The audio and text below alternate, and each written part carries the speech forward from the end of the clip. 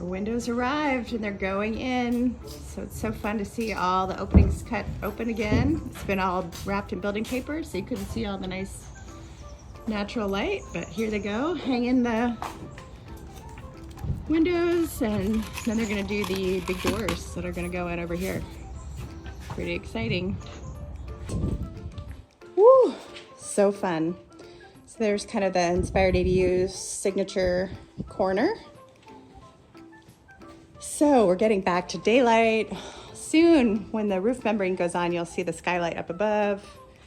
This window is a little higher because the kitchen counter is gonna come in and go right flush into that pocket.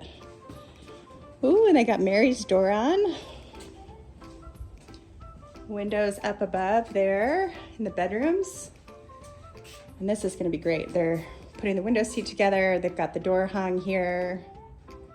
Let's see if they've started in Nancy's room. Oh, they have the door open in Nancy's room. So a mirrored image. So there we go. Door open. We're gonna stain these with a wash to match the flooring. So, and soon they'll start working on the deck and the big La Cantina door that's going in there, big bifold accordion. Okay, super exciting. We're getting moving.